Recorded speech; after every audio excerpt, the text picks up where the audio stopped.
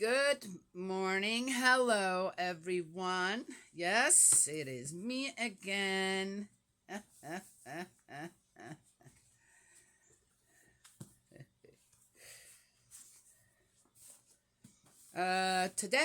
Today is my oldest granddaughter's 13th birthday. Friday, October 31st.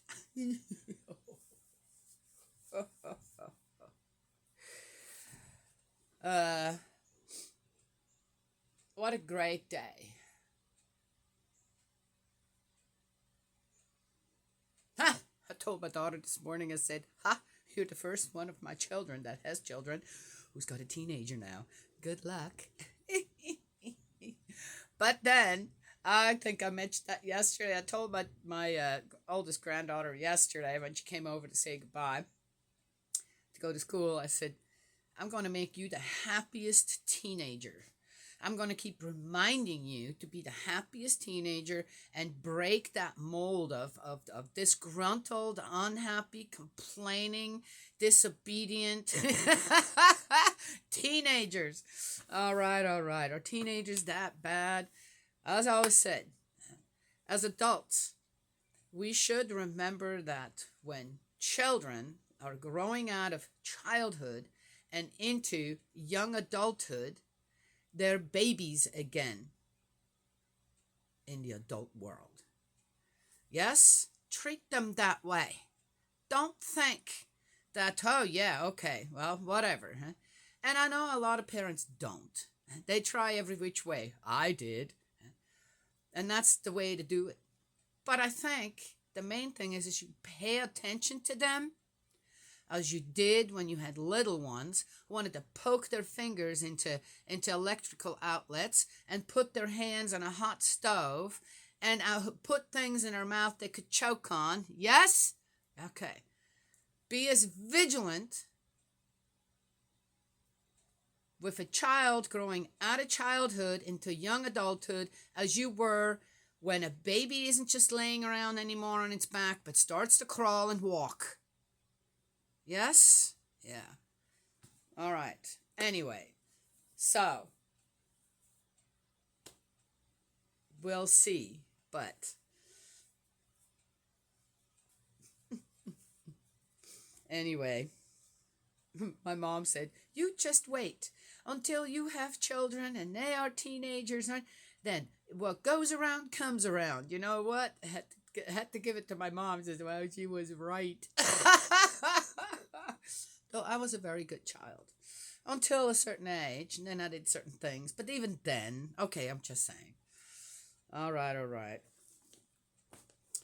I think that due to the fact that I had a great upbringing when it came to the presence of God as well in my life, many things I was protected from, just somehow.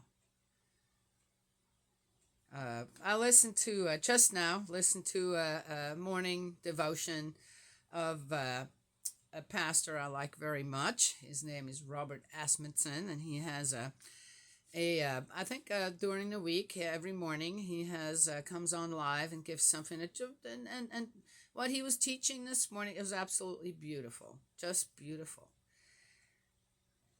And that is, if you believe in our Heavenly Parent, you devote yourself with your full heart, your full soul, your all your life. Yes? Doesn't mean that, remember, with love also comes sorrow. It is what it is. Yes.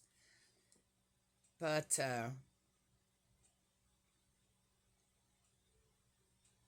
it's pretty amazing on what a difference I believe it makes when children and young adults and then adults and elders always have our Heavenly Parent, the presence of our Heavenly Parent in their life, within their life. Yes? All right. Let's get going here. Yeah. So we are in the book of Isaiah 9. Deliverance. As the past humbled the land of Zebulun and the land of Naphtali, so the future will glorify the way of the sea beyond the Jordan, the territory of the nations. Okay. The people that walked in darkness have seen a great light. On the inhabitants of a country in shadow dark as death, light has blazed forth. You have enlarged the nation, you have increased its joy. They rejoice before you as people rejoice at harvest time, as they exult when they are dividing the spoils. My, that just spoiled it.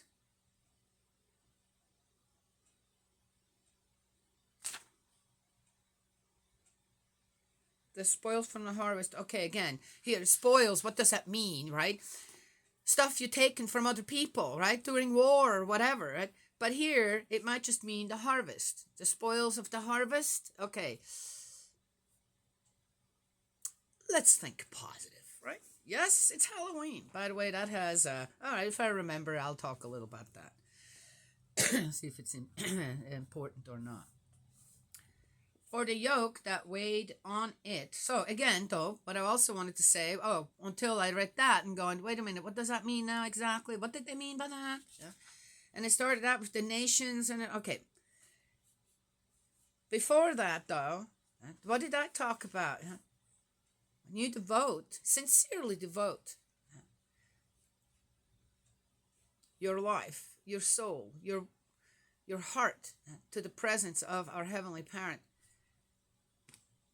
life just takes on a completely different meaning. Okay, how would I know that? Because I don't know the meaning of the other side. I don't know what it means to just walk in darkness. I don't know. And I can empathize or this or that all I want. Have empathy, or I can't have that if I don't know. Yes? Yeah. Oh, I looked up something on that one as well. Okay. All later, if I remember any of it. But I do know what I have experienced with all that. I know that when I, as a young adult, I was 17, floundered with my faith, I got the answer. I asked and I got the answer. And then from then on, it's like, okay, whatever else comes my way, I surely will never forget that experience. I've told the story many times now. And then later on, when I had to make a choice on do I want to be stuck in a faith that I was a bit unhappy with, not with God, not with my Heavenly Parent, but with in the way that it was being given, right? And I felt like I don't believe that. I don't want to believe that. That just doesn't sound right. Not according to my heart to mind when it comes to the presence of God. I had to make a choice, and I did. And I decided to follow something better. To attach what I already knew to something else new. Faith forward. Yes? Yeah. And that was yes, I believe in the second coming. True parents. Change of lineage through the blessing. Yes, it's just a foundation. It's a symbolic foundation. It's good. And the restoration of our ancestors today and for our descendants to continue on. Yes? For what? Life to be worse? All right. Anywho, so let's keep going. For the yoke that weighed on it, the bar across its shoulders, the rod of its oppressor, these you have broken as on the day of Midian. So I have to give it to Isaiah in this one. What he's trying to tell the people is if you follow God, he didn't say follow the king, though it's kind of, hey, my daughter asking me something. You'll have to wait, honey. He's trying to let the people know who to trust, who to follow. Yes? out of the darkness back into the light. And it sounds to me like he's talking to his own people. This has been written down, the book of Isaiah, many, hundreds of years later, after the Ten Commandments, after Moses, after Egypt. Yet these people still struggle. Yes? And we talked about why. Yes? Yeah, okay. Which brings me... Okay, all right. For all the footgear clanking over the ground and all the clothing rolled in blood will be burnt, will be food for the flames. The end of war? Oh, that would have been nice. For a son has been born for us. A son has given to us, and dominion has been laid on his shoulders. Is he talking about his own son? That one we were talking about yesterday? And this is the name he has been given: Wonder, Counselor, Mighty God, Eternal Father, Prince of Peace. Wait a minute. Sounds like talking about Jesus. And this one, so that's a different one. My gosh, he's all over the place too. To extend his dominion in boundless peace over the throne of David and over his kingdom, to make it secure and sustain it in fair judgment and integrity from this time onwards and forever. The jealous love of Yahweh Sabaoth will do this. Okay, there's no jealous love in God, but this is very interesting. Okay, I'm just saying, so what does he actually say here? Watch out, for a son has been born for us. A son has been given to us, and dominion has been laid on his shoulders. Sounds like Jesus. And this is the name he has been given: Wonder, Counselor, Mighty God, Eternal Father, Prince of Peace. Okay, well that doesn't really, Jesus does not really translate into that. But if you put it all together, right, Savior, okay. To extend his dominion in boundless peace over the throne of David and over his kingdom. What does that mean? How come? This is the Old Testament. What's the Old Testament? The belief of the Jews. And what does it say right here? Do they not believe in Isaiah either? Do they not follow the guidance of Isaiah, the prophet? If they do, then they should recognize who Isaiah is talking about here. Well, who else would it be? So how come the Jews, the Pharisees at that time, Jesus now, couldn't accept Jesus? The higher-ups, many of the Jews had no problem for some reason. And who stopped them? Who stopped them from believing? That's very interesting, isn't it? Yes? The people that should have been closest to Jesus when it came to the presence of God. Yes? How to treat the presence of God. Yes? That's very interesting. It's in the Old Testament, people. And the Old Testament's still going on for a long time here until we get to the New Testament. This is already in here.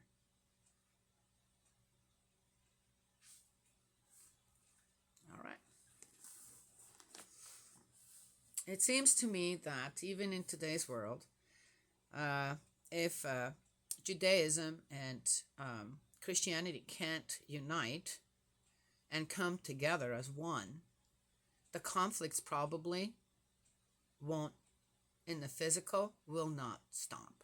But once they come together, and they make the appropriate changes to be one, I think we would see great changes going on within the next few generations. Yes? Interesting thought, isn't it? Okay. To make it secure and sustain it, right there. So,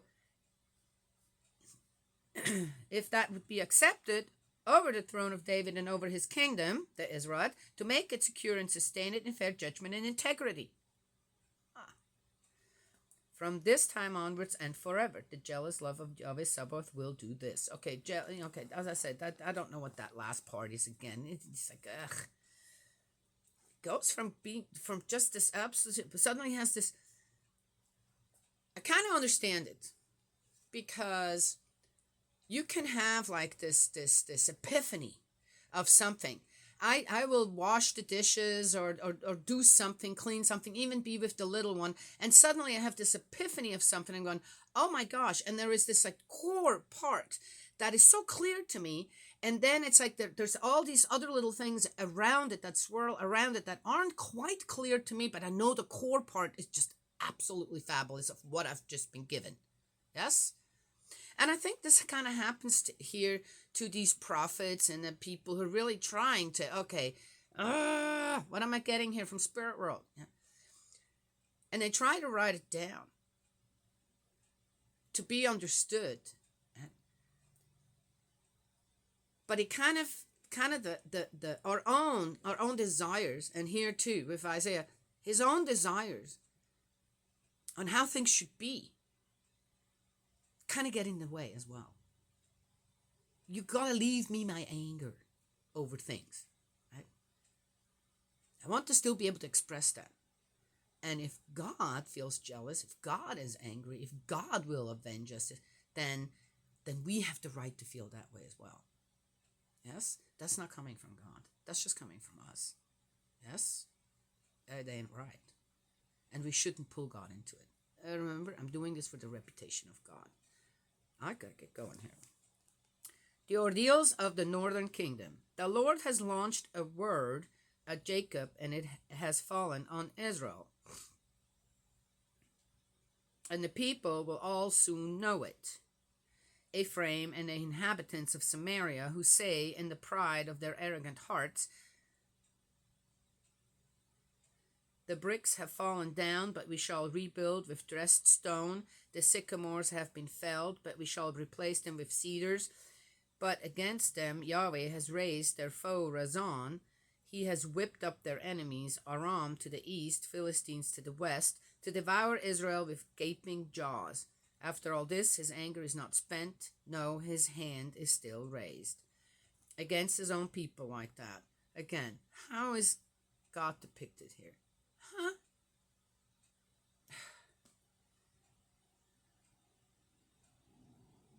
The thing, though, is, again, if that's what they really believed, if that's what Isaiah really believed, then he should have said, hey, guys, we're doing something wrong. We need to change something. Ourselves. Nothing to do with God. We're the ones who are forgotten about God. And that was something Robert said this morning, Pastor Robert. Forgotten. We're forgetting. We're forgetting. At that time, they've forgotten about God. We're forgetting about God. We live quite well. We're forgetting. Forgetting about the principles of creation out there. The love that should guide us in the commandment, yes. Love thy neighbor as yourself, or treat your neighbor well.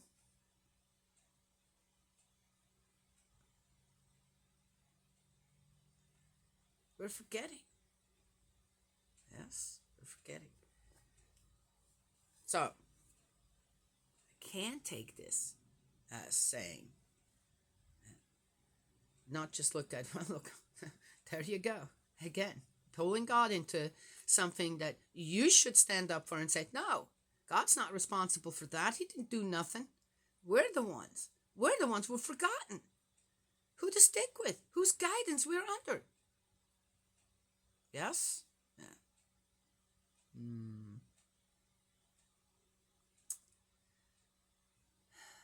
Beware of the crowns on people's heads.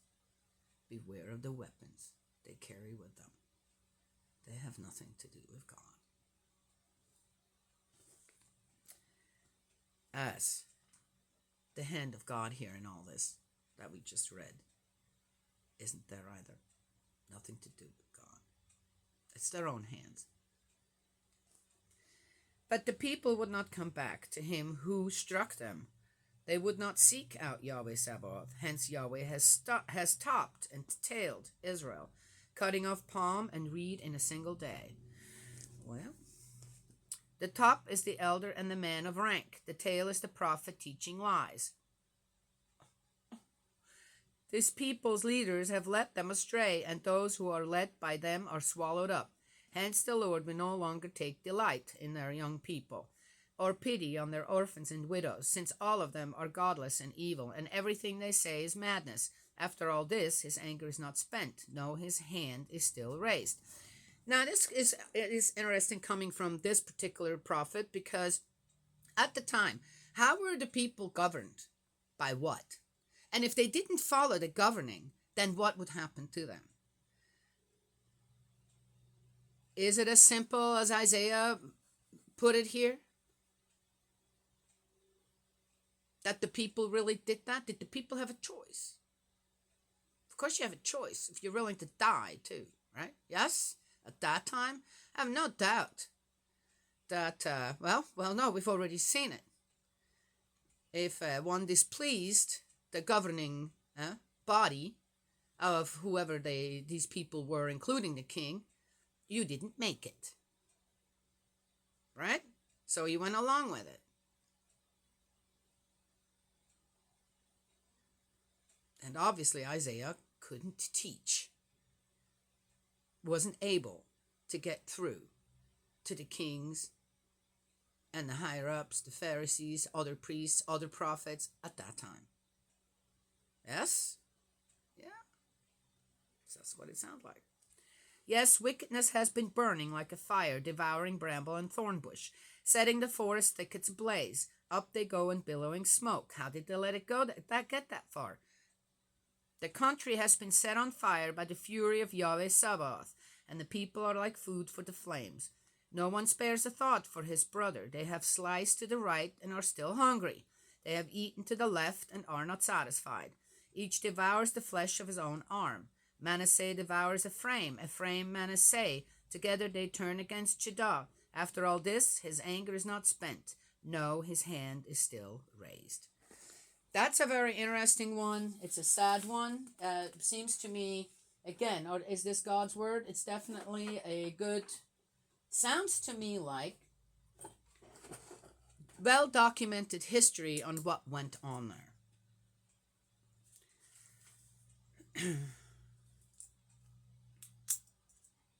And that is that for 9. Yes. So, I could talk more about it. I could talk all day about this stuff. And go around in circles and circles, trying to, every time I start with something, try to close the loop,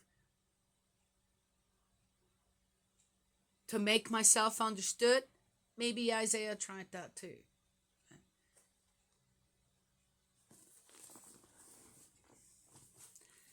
And we have to just keep going. Do it again and again and again. Yes. Not going to say I was all okay. Done good too. Good account of what happened there, and the infighting again. He did mention that. Most of it is about that. Yes. Yeah. Having forgotten God, left his guidance behind. Then you just become again what everyone else does, and I do think that conflict can also become an addiction. Yes? All right. So, Halloween, let's see, how much time do I have here? Maybe not much at all. I have a look. Halloween, I've talked about that before too. It's originated from a Celtic tradition called Samhain. And it's the change from summer and autumn into wintertime. To ward off, let's say, evil spirits. It's Celtics. Celts were, I'm actually way back in my Swiss heritage. Yes, I am a Celt. I'm descendant from Celts. One thing, and they had pagan gods. They had this, it was the pagan thing. It was a pagan thing. But here's the thing. with cults. According to the history I read about them, they were the first nomadic people. First nomadic people. As Israel was the first people to believe in one God, the Celts were the first nomadic people to not leave their sick and elderly behind to die on their own. Yes, that was a very, very common thing to do because we don't have time to wait for. So here it is. Sorry, gotta go. Hope you die peacefully. They stopped doing that.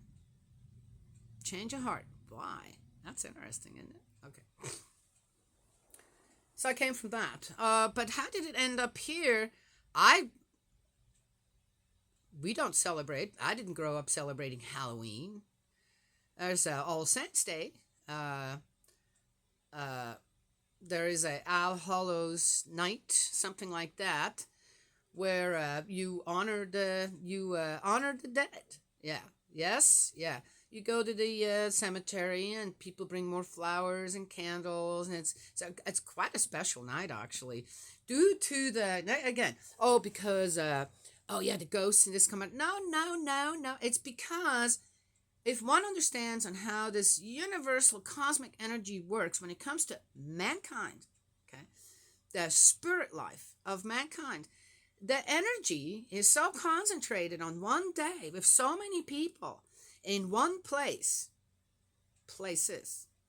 certain places, cemeteries, that it becomes noticeable. Yes? The energy is so high, just like on Christmas.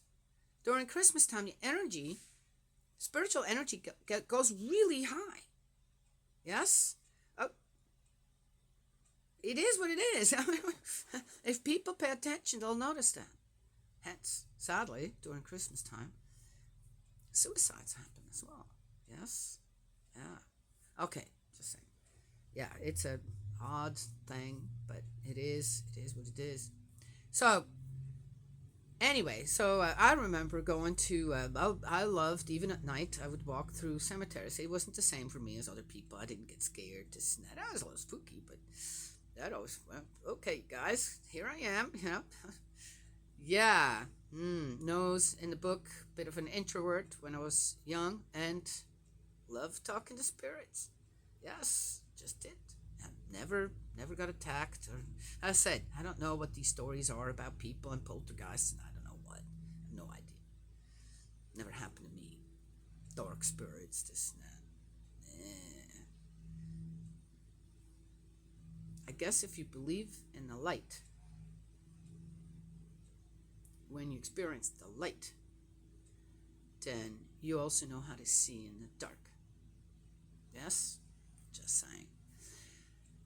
And so I remember that, yes. But as far as Halloween, there's candy and all that jazz, no. And it was brought over to the United States. So I wanted to know why Halloween was such a big thing here. It seems that, and mainly due for entertainment, and of course, for sales to go up, people make a lot of money during these holidays. Americans in the United States have just kind of altered things a bit to kind of make it suitable for what I just mentioned, entertainment and, yes, money, to make the economy, for the economy. Interesting? Yeah. Anyway, so we have Halloween here. I saw the reason I also went back because I saw something again, where a guy who was practicing Satanism, which is just a fairy tale thing too. There's no such thing. It's just made up, man-made stuff, for unhappy people. Okay, go to the dark side. Well, alrighty then. And how Halloween was, that what we shouldn't be celebrating Halloween, and probably never even checked on what Halloween actually is. In Europe, or many places, otherwise around the world, it is celebrated just before All Saints Day. Yes. All right. So preparation for All Saints Day, you pacify all the spirits. Yes. Okay. So it was Hallows Eve, and then it became Halloween. All right. So there it is. It's not. It isn't anything. It's just a day to entertain the children. Yes, that's it. And no more, no less. Nothing to do with evil spirits and I don't know what. Nothing to do with Satanism and the people that on how the people put some things out there. It's just okay. It's entertainment too. As I said, my little granddaughter, who's what, a year and a half, not even a year and a half, she thinks it's all fun. Ooh, and she's interested in. Oh wow, look at that. Oh look at this. She has no reason to be scared of any of that stuff out there. Scary face, this or that. And yeah, if probably somebody would jump out and surprise her and try with I don't know. We play hide and seek here all the time, and she doesn't. It doesn't phase her either. If you jump out at her or this or that, she kind of tries to do the same. Kind of surprise you. It's being surprised, not scared. But she doesn't know how to be scared because she's not been taught how to be scared. Nobody tells her there's a boogeyman under the bed or something weird in the closet. Yes? Yeah. Just saying. Okay? Yeah. And children are very inquisitive. My older grandkids wanted to know some things about spirits, this and that. And I was very happy to tell them all about it. Anyway, gotta go. Almost over. All right. Well, anyway, whoops. Have a fun day today. Yeah, play.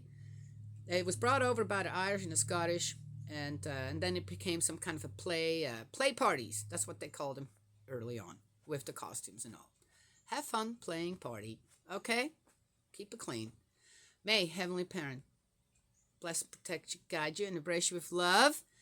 Eldridge, my dearest brother in faith, I love you. Let's keep praying, and I will talk to you another time.